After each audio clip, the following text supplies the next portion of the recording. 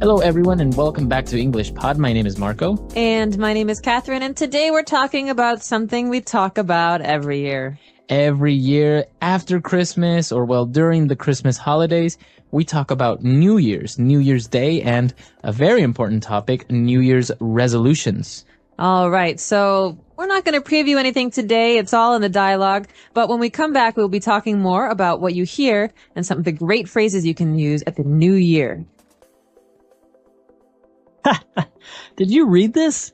It says that the number one New Year resolution people make is to spend more time with friends and family. Why would that be funny? Well, think about it. We are a society that is always on the go. Not because we have to, but because we want to. Why? We work hard and spend less time at home because we are trying to provide for our family with goods and services that are usually unnecessary. I don't agree, but anyways, I think you should start thinking of a New Year's resolution yourself. What's the point? We always make New Year's resolutions, and by February, we will have forgotten about them. It's pointless. Well, maybe then you should resolve to sticking to your goals and objectives. What about you? Your gym bag is gathering dust, and you still have brand new running shoes that are yet to be jogged in. Well, I would go if you kept your promise of going to the gym with me every day. Yeah, whatever. All right, great. We're back. So this is very typical, a New Year's resolution that you make, but then people don't really stick to it, etc. They don't? Usually they don't. All right, but you're probably wondering what is a New Year's resolution. So why don't we take a look at this word and many more on Language Takeaway. Language takeaway. Okay, so New Year's resolution, let's break this phrase down. The first phrase is New Year's. So the New Year is January 1st in the West, and it is celebrated on the 31st of December at night when the clock changes to the New Year. And a New Year's resolution, remember that S there, is something that you want to do or to change in the new year. It's a fresh start. Okay, so you pretty much, the verb that you use there is to resolve to do something. So my New Year's resolution is to, go to the gym every day. It's like a promise to yourself. Right. So, and this is very common, right, among Americans. They try because it's a new year, it's a fresh start, so they want to start doing something great. Exactly. We can talk about this at the end, but a lot of companies try to use this to sell Americans stupid things. So all right. We'll get there in a minute. But the two people in this dialogue are talking about the idea of spending more time with friends and family. And the other person says, well, sometimes it's hard to do that because you have to provide your family with goods and services. All right. This phrase goods and services is very common, especially in economics and sociology. So what does this mean? And they go together, right? So goods are tangible items, things that you buy, like food or, clothes, a TV, etc. Stuff. And services, of course, are other things like, for example, going to the doctor or the dentist or any other service you get. So service usually includes another person doing something for you. But you might not actually get something physical like a TV if you pay for it. Right. So goods and services, it's included in this phrase, always goods and services. Very good. And well, moving on, as we mentioned with the New Year's resolution, we had that verb there, to resolve. So what does it mean if I want to resolve? Okay, well, to resolve, as we said, is to decide or to promise yourself to do something. So it's a decision that you don't want to change your mind about. For example, this year, I've resolved to quit smoking.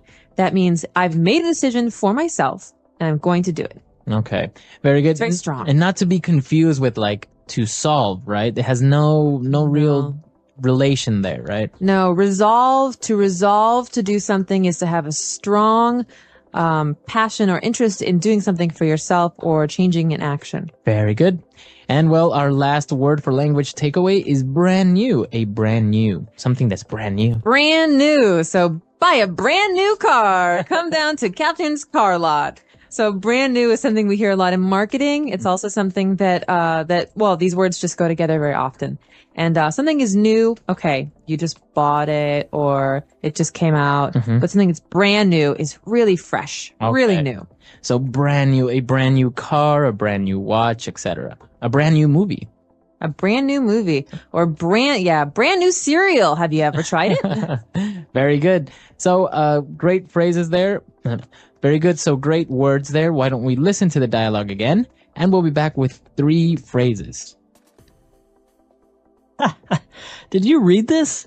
It says that the number 1 New Year resolution people make is to spend more time with friends and family. Why would that be funny? Well, think about it.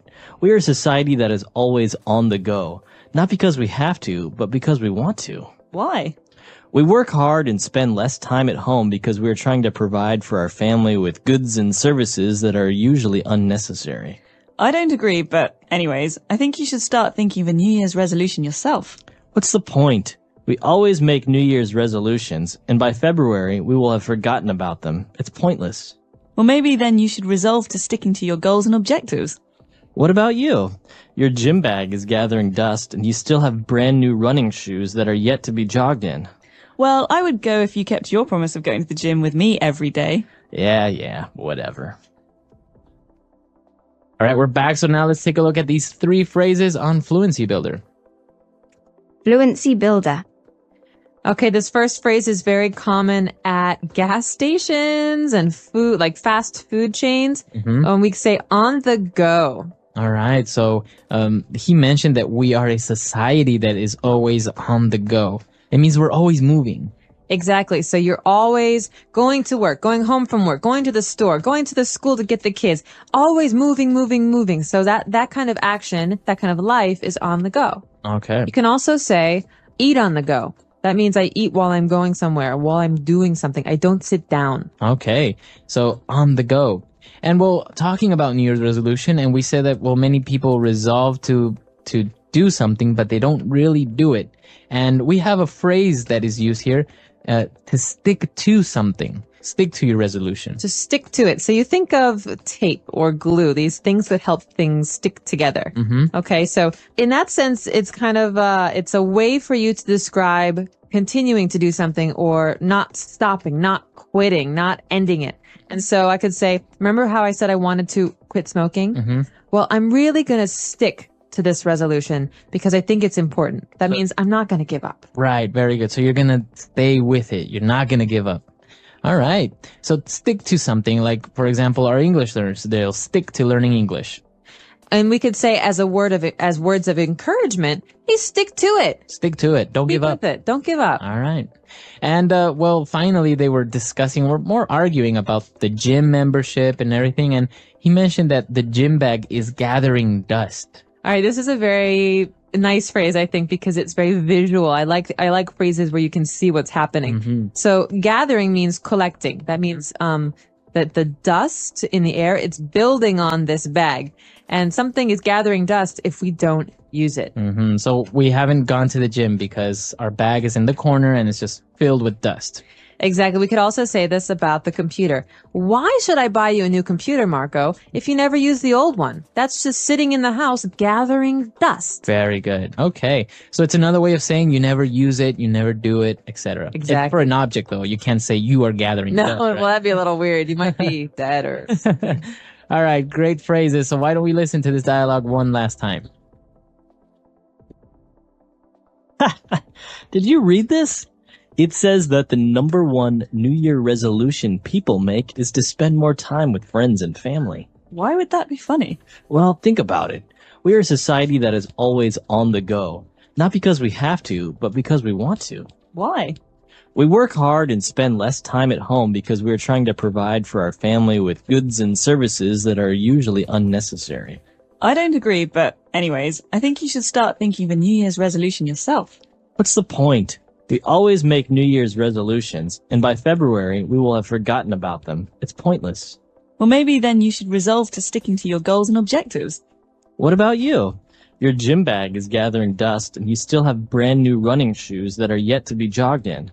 Well, I would go if you kept your promise of going to the gym with me every day. Yeah, whatever.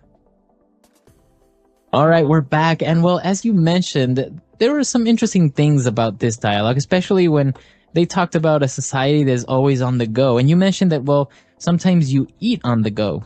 And I've seen people in the United States that are actually eating while driving. I'm guilty of doing that. Really? Yeah.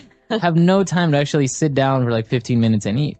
Now, I remember being in high school at home and, you just have so much stuff to do. You have school, then after school, there's like, soccer practice. After that, there's music lessons and you never have time to eat. So you have to grab food in the car. And then on the way home, you're picking things up and you get home and you do your homework or whatever. There's so much stuff to do and it doesn't stop. It doesn't stop when you grow up. It doesn't stop as if you're an older person. It's the way life is in America. Wow. Yeah. That's really interesting because I think many of our listeners that are in other countries would find that a little bit peculiar if they actually went to the United States and saw somebody in their car, like having a hamburger while driving, and sipping on their soda. Yeah, it's kind of sad, actually. Well, that's the thing. You don't have much time. But actually, this is based on true events, kind of, on the fact that many Americans do want to spend more time at home with their friends, with their family, because, as you say, you're always so busy. And I think it's a nice resolution to resolve to have dinner with your family once or twice a week at home where you sit down and you talk about your lives. It's nice because you get to share and you get to know each other better. And, otherwise you're always just on the go in different places. Yeah, exactly. So we want to hear your comments and your opinions about this topic. So why don't you visit our website, englishpod.com, and we'll see you guys there. Don't forget to share with us your New Year's resolutions. Everyone's got one. Yeah. So, English Pod. My name is Marco. And my name is Catherine, and it's the Christmas season, Marco, so that means we have a very festive lesson today. That's right. Christmas is coming up, and, well, a tradition among many people around the world is to buy a Christmas tree. That's right. I remember when we used to do this in my family. It was one of my favorite times of the year. So we're going to explore this in today's lesson. After we listen to the dialogue, we'll be back to talk about some of these interesting words and phrases. Back, and as we mentioned, well, the entire dialogue is about a Christmas tree. So why don't you explain what a Christmas tree is? Because many people maybe don't even do or buy Christmas trees. Okay, well, a Christmas tree is usually a green tree that we cut down and we put in the house. Okay, so it's not a real tree with roots in the ground, but sometimes it comes from a real tree outside. And the tree is very small on the top and it goes out like a triangle. Okay, so it's a special shape. And we generally make it look very pretty with lights and ornaments and decorations. And on Christmas, on the 25th or the 24th, it depends where you come from, we put lots of presents underneath the Christmas tree. Wow, it sounds amazing. Well, yeah, and it looks very nice. It does look really beautiful, and it's just a really special part of Christmas. And well, as you mentioned, sometimes the tree is just a fake plastic tree, but many times it's a real tree, and the type of tree that you use is a pine tree. Exactly. And so pine tree is a kind of tree that doesn't have leaves. It has needles. That means that they're long, very thin green pieces that are all over the tree. And you can see these trees in most northern places like Scandinavia, or in America, maybe Illinois and Minnesota and Michigan and Vermont. And they're very, as you say, very unique trees, but they also have a very special smell, the smell of pine. They do. Very nice. It's such a nice smell that a lot of the things that we use in America to clean our houses have a pine smell, right, because it makes the house smell nice. Very good. So a pine tree. The dad brought a pine tree or a Christmas tree home, and, well, the wife was a little bit worried if it will fit. Okay, will it fit? This is a very important question because a lot of pine trees are very, very tall. Right. So if a pine tree is 3 meters tall or 4 meters tall, will it fit is a question we ask. Is it too big? Or is it going to be stuck on the ceiling in the house? And so we could ask this about anything. I just bought a new TV. Will it fit in the living room? I don't know. I'm very huge. nervous. I spent a lot of money. All right. And, well, you were talking about the Christmas tree and how you put a lot of nice decorations on it. And so we say that we decorate the tree. That's right. So the verb here, this is an action word, to decorate. So every holiday season in my family, we take one day and we decorate the tree. That means that we take very small, special ornaments and ribbons and lights, and we put them on the tree to make the tree look pretty. Wow. You can also say decorate the house. Right. Or to decorate the house for a party. So this means to make something look special or pretty. Very good. We've taken a look at very specific words related to, Christmas trees and decorating it. So why don't we listen to the dialogue again, and we'll be back to continue with some more language takeaway. I'm home. Everyone come here. I bought a Christmas tree. Look at this beautiful pine tree. Wow, it's huge. Are you sure it will fit in the living room? Awesome. I'll go get the Christmas lights. Of course it will. Help me put it in the living room.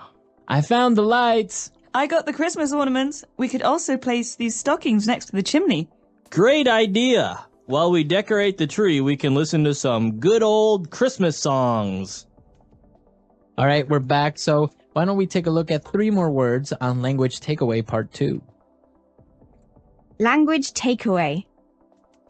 There's just so many words that are associated with Christmas and the Christmas season that we have to look at them again here in Language Takeaway Part 2. And the first one we've already mentioned. It goes together with the phrase to decorate the tree. Okay, so what do we decorate the tree with, Marco? You mentioned ornaments. That's right. Christmas ornaments. Christmas ornaments. And so an ornament is a thing. It's something that we use to make something else look prettier. And so in this case, ornaments are sometimes round and red or green or gold. We hang them on the tree. And well, in this case, it's a Christmas ornament for the tree, but an ornament can be anything, any nice piece of art or something that you can use to decorate your house, right? Exactly.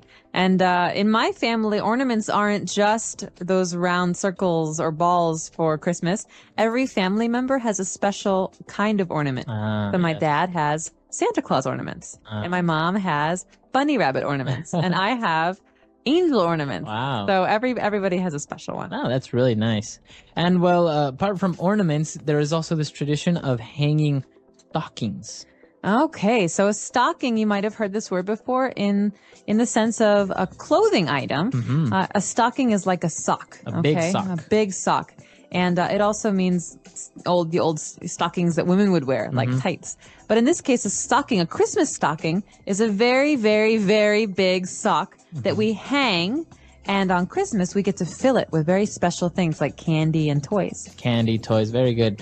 So actually, you hang the stockings, and the common place to do it in, or to put them on, is on the chimney, right? That's right. So there's a fireplace, and usually above the fireplace, there's a shelf. We call it a mantle. And there's a place there to hang these. And the place where all of the smoke from the fire comes out is the chimney. Okay. It's also the place where Santa Claus comes down. Right. So you have the fireplace where you put the wood. You have the mantle, that's the space where you actually put the stockings on. And the tube that goes up and where the smoke comes out of is called the chimney. Right, so you don't want to live there. And then actually the joke is that Santa Claus is definitely too fat to go down the chimney. But it's a special place in the Christmas story because that's what Santa Claus does. Very good. Interesting words. Why don't we listen to this dialogue one last time?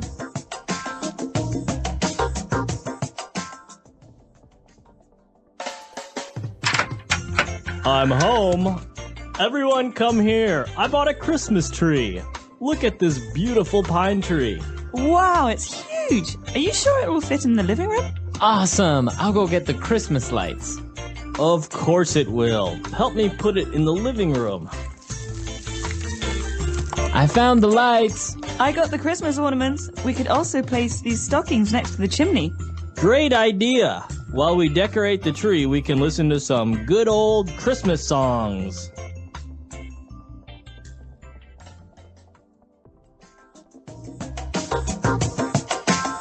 All right, we're back. So as you say, the Christmas season is important in America, and people not only decorate Christmas trees, but also their house, and even outside they put Christmas lights all over the house. They put little statues of Santa Claus and reindeer, and it's a very, sometimes lavish thing to do. It is. It's almost funny how much people like to spend on not just time, but also money on decorating their houses. And so where I come from, people decorate the outsides a lot.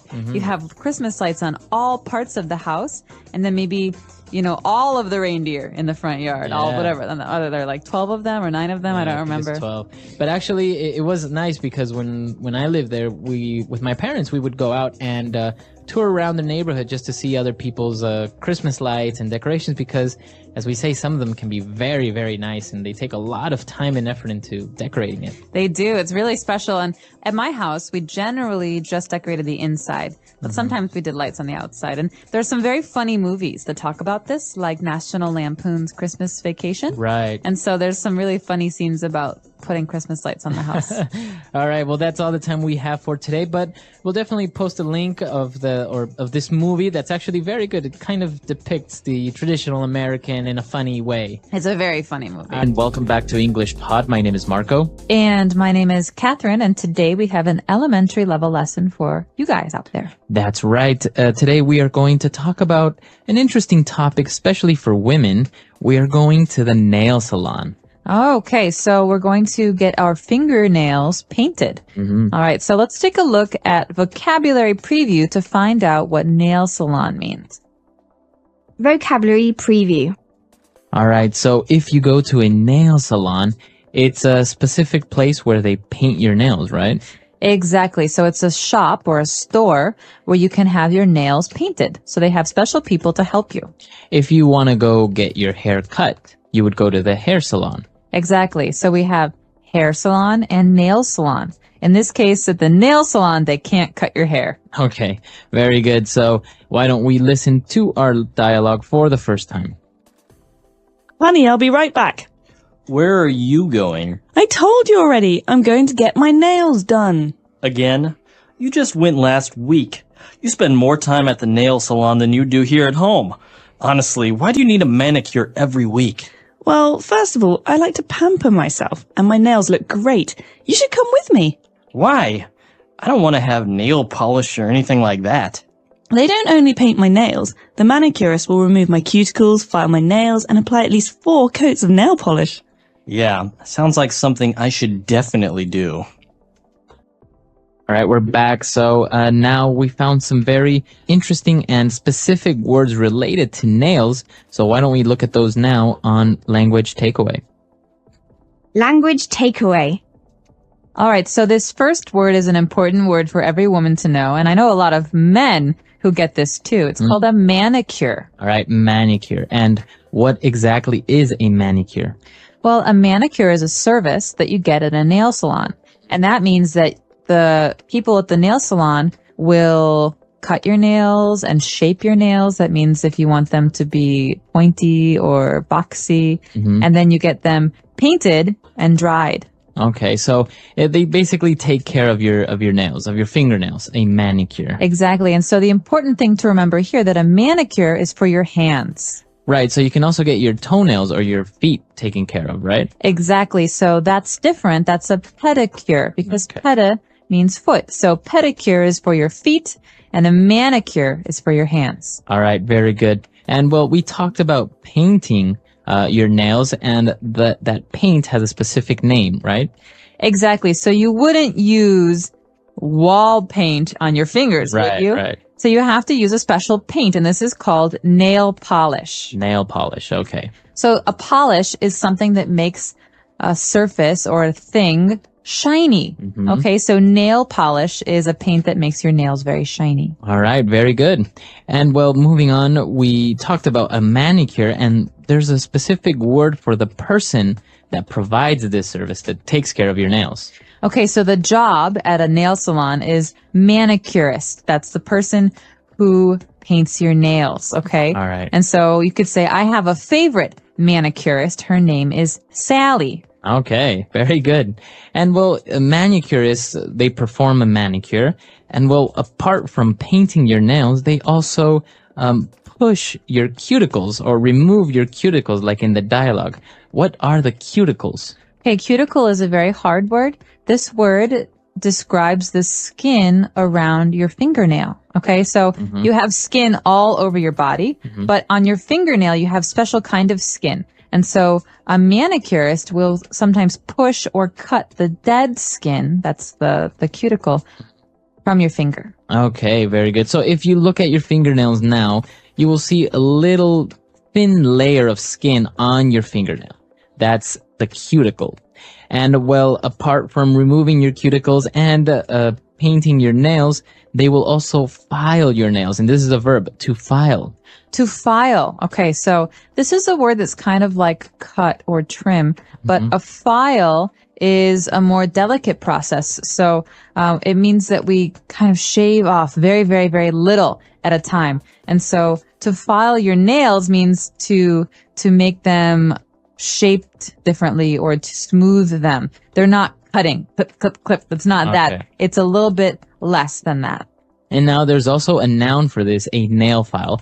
And most women will usually have it. It's a long piece of cardboard that has a paper that's kind of like sand on it, kind of like sandpaper. It doesn't feel good when you rub it with your hand. With your hand. But if you use it on your nails, it will little by little just take away little parts of your nail. Yeah. Like that. You usually see it, the many secretaries, in TV shows, they're always filing their nails. Exactly, making them perfect. Okay, so those are the words we have for language takeaway. Why don't we take a look at our dialogue again, and we'll be back in a little bit. Honey, I'll be right back. Where are you going? I told you already. I'm going to get my nails done. Again? You just went last week. You spend more time at the nail salon than you do here at home. Honestly, why do you need a manicure every week? Well, first of all, I like to pamper myself, and my nails look great. You should come with me. Why? I don't want to have nail polish or anything like that. They don't only paint my nails. The manicurist will remove my cuticles, file my nails, and apply at least 4 coats of nail polish. Yeah, sounds like something I should definitely do. All right, we're back. So now why don't we start with some phrases, some very good phrases that we found in this dialogue in Fluency Builder. Fluency Builder. This first phrase is really important when we talk about nails because it's the way that we describe going to the nail salon. So I can say, I'm going to get my nails done today. Okay, so to get your nails done, that means that you're going to get your nails cut, filed, painted, etc. I'm going to get a manicure, but that's very, serious. So you could say, I'm going to get my nails done. It's more spoken language. Okay, so I'm going to get my nails done, or you got your nails done. Very good. And well, the woman was talking about why she likes to go get a manicure, and she said that she likes to pamper herself. Okay, this is very common, especially when women are trying to talk about why they spend money on hair and nails and clothes. They say, I like to pamper myself. To pamper means to treat very, very well. Okay. So if you go get a manicure, it's kind of like pampering yourself, or maybe going to a spa. Exactly, or getting a massage. And so we could say also, don't pamper the dog. He's very naughty. So a synonym would be to spoil. To spoil oneself, to pamper. Indulge. Okay. So, and, well, she was talking about how they perform a manicure, and she talked about 4 coats of nail polish. So a coat, we know that it's a kind of like a jacket, right? But in this case? Yeah. In this case, it means a layer. So you paint your nails one time, okay? You have color. Maybe it doesn't look right. Okay, it's very thin. So you say, okay, I'm going to paint 2 coats, and then you paint one more time, and the color gets darker. And you paint one more time, and the color gets very dark and very thick. And so these are called coats. That means layers of nail polish. And it's a special word we use when we're talking about painting our nails. Right. So it's not only for nails, but if you're painting your house, maybe you need 2 or 3 coats of paint. Exactly. If we have a red wall and we want to paint it white, we definitely need 2, 3, maybe 4 coats of paint. Otherwise, we'll still see the red. Okay, very good. Very interesting phrases. Let's take a look at this dialogue for the very last time, and we'll be back shortly. Honey, I'll be right back. Where are you going? I told you already. I'm going to get my nails done. Again? You just went last week. You spend more time at the nail salon than you do here at home. Honestly, why do you need a manicure every week? Well, first of all, I like to pamper myself, and my nails look great. You should come with me. Why? I don't want to have nail polish or anything like that. They don't only paint my nails. The manicurist will remove my cuticles, file my nails, and apply at least 4 coats of nail polish.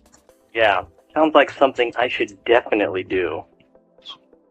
All right, we're back. So, Catherine, are you a big fan of manicures? Do you get it done often? I didn't used to, but I really enjoy them now. I think it's a nice way to relax on the weekends. So every couple of weeks, I go to the nail salon and I get my nails done. All right. And I think one of the words that we didn't talk about here, but it's very, I don't know, for men, it's kind of a strange smell, is nail polish remover. The acetone, right? It's a very strong chemical. It is really disgusting.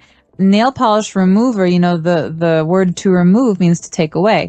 And so when the nail polish, we want to change the color, we have to use this. It's like water, but it smells really bad. And so my boyfriend always gets angry when I use the nail polish remover because the whole house starts to stink. It's a very strong smell and you get kind of dizzy. So yeah, it goes into your head. All right. Well, if you guys have any questions, any doubts, or any suggestions about this lesson or any other lesson, please come to our website, englishpod.com, and we'll see you guys there. Bye, everyone. Bye.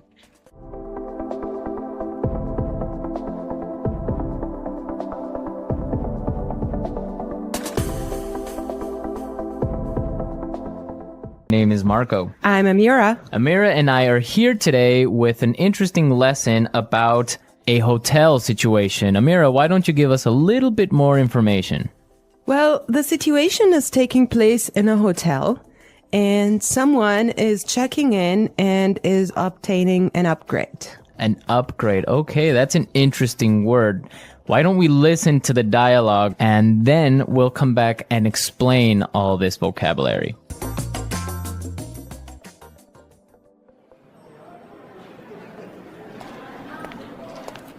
Good afternoon. What can I do for you? I'd like to check in, please. I have a reservation under the name Anthony Roberts. All right. Roberts. Oh, Mr. Roberts, we've been expecting you. And here is your key card to the presidential suite. But there must be some mistake. My reservation was for a standard room. Are you sure? Let me double check. Yeah, here, this is my confirmation number. You're right, Mr. Roberts. There seems to be a mix-up. Unfortunately, we're overbooked at the moment. So... Not to worry. We're pleased to offer you a complimentary upgrade. Woohoo! Presidential suite, baby!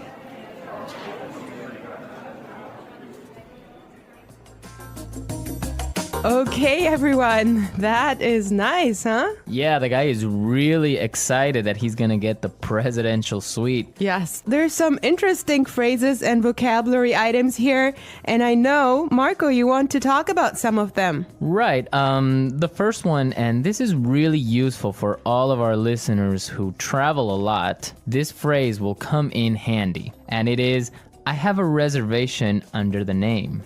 Under the name. Under the name. Under the name. So before we explain this phrase, let's listen to some examples on how it is used in other situations, and then we'll come back and give you more information.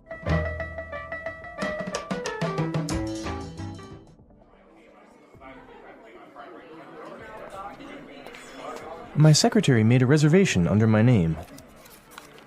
I'm sorry, sir. I don't have a reservation under that name.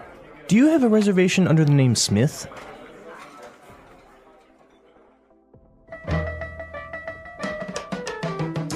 All right, some really good examples there on how we could use this phrase in other situations, but just in case, let me explain it real fast. Under the name means that when you go to the restaurant or a hotel and you tell them your name, they know that you are the person that they have been expecting. They have been waiting. Yes. Well, I have chosen another useful phrase for you, and it is mix up. Mix up. Mix up. Mix up. There seems to be a mix up. Before we talk about this phrase, let's listen to some examples of how it is used.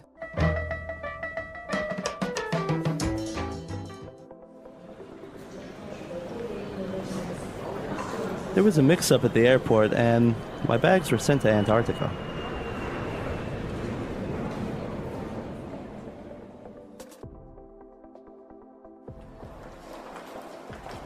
I'm sorry, sir. There's been a terrible mix-up. We've given you the wrong baby.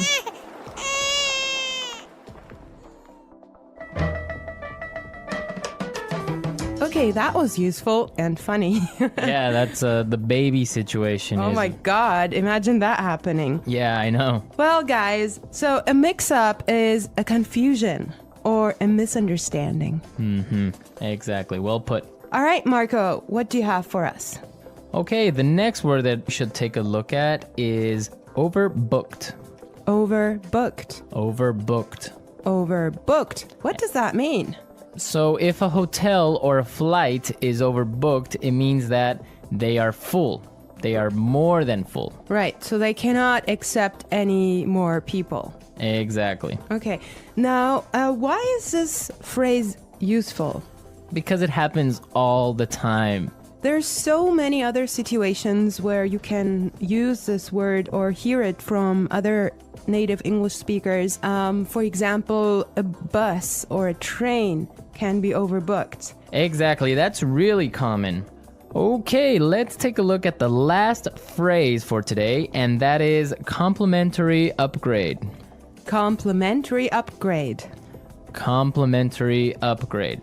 Complimentary upgrade. So this means that, for example, when the hotel is overbooked and all of their standard rooms are full, they will give you a better room, a more expensive room, but free. Yes, because it was not your fault. Right. This also happens sometimes, if you're lucky, on airplane flights. Yes. So if you are in economy class and an airplane, but for some reason it's overbooked, they will move you to business class or first class for free.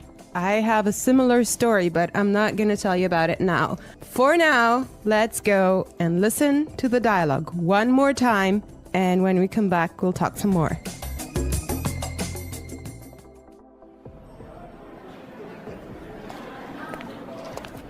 Good afternoon. What can I do for you? I'd like to check in, please. I have a reservation under the name Anthony Roberts. All right. Roberts. Oh, Mr. Roberts, we've been expecting you. And here is your key card to the presidential suite. But there must be some mistake. My reservation was for a standard room. Are you sure? Let me double check. Yeah, here, this is my confirmation number. You're right, Mr. Roberts. There seems to be a mix-up. Unfortunately, we're overbooked at the moment. So? Not to worry. We're pleased to offer you a complimentary upgrade. Woohoo! Presidential suite, baby!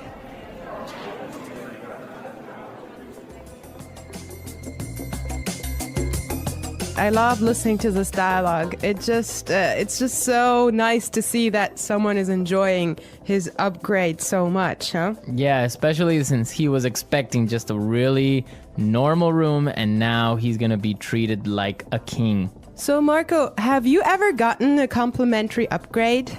Yes, I did. When I was traveling through India, I bought a normal seat in the train, but for some reason, it was overbooked. So I talked to the station manager and I got a complimentary upgrade to first class.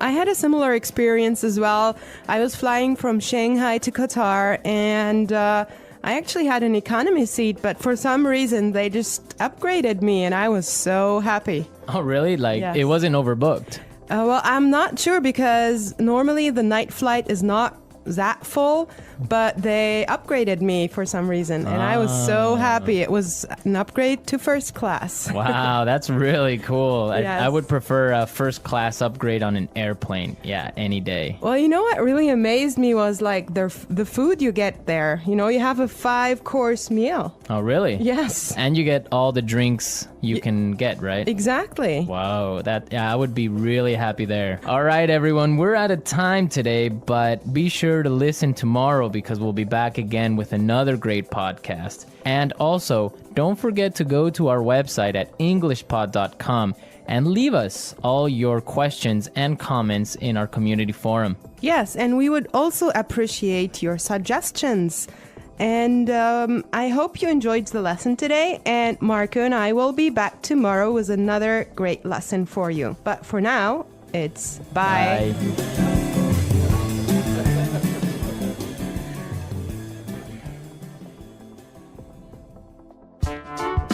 The English Pod Audio Review.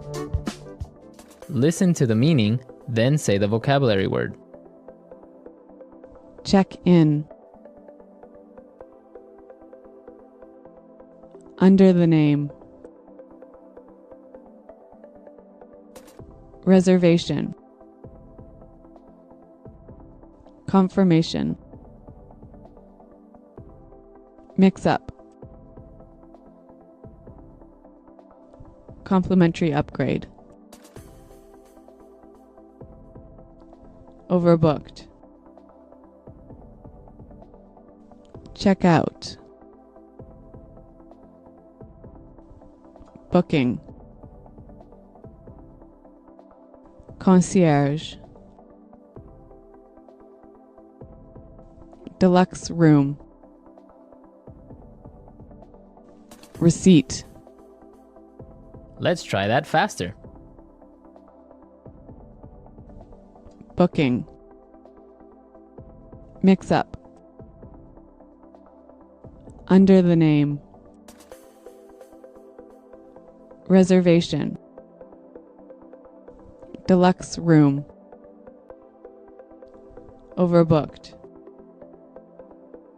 Check out. Receipt. Complimentary upgrade. Concierge. Check in. Confirmation. Now say the word and hear it in a sentence. Under the name. Under the name. Under the name. Confirmation. Confirmation. Confirmation. Mix up. Mix up. Mix up. Overbooked. Overbooked. Overbooked.